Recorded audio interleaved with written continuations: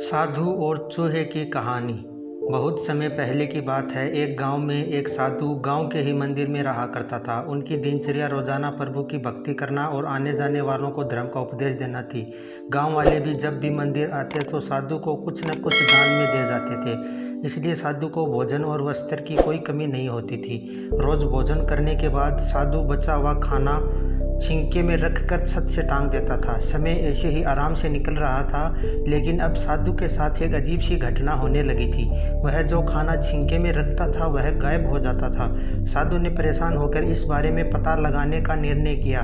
उसने रात को दरवाजे के पीछे से छिपकर देखा कि एक छोटा सा चूहा उसका भोजन निकाल कर ले जाता है। दूसरे दिन साधु और छिंके को थोड़ा ऊपर कर दिया ताकि चूहा उस छिंके तक न पहुंच सके, लेकिन यह उपाय भी काम नहीं आया। उन्होंने देखा कि चूहा और ऊंची छलांग लगाकर छिंके पर चढ़ जाता है और भोजन निकाल लेता था।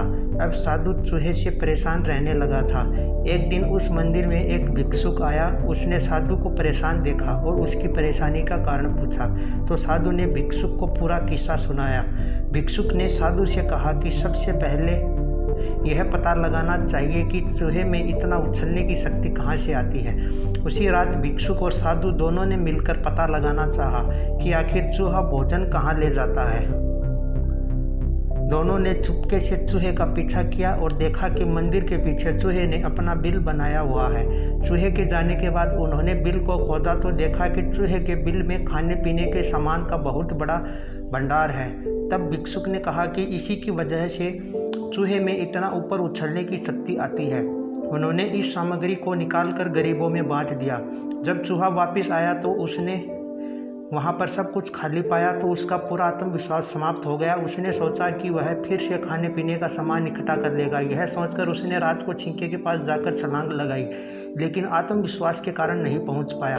इस कहानी से हमें यह सीख मिलती है दोस्तों, संसाधनों के अभाव में आत्मविश्वास की कमी हो जाती है, इसलिए जो भी संसाधन आपके पास हो उसका ध्यान रखना चाहिए। दोस्तों, अगर यह कहानी आपको अच्छी लगी हो तो चैनल को लाइक, शेयर, सब्सक्राइब जरूर करें। धन्यवाद।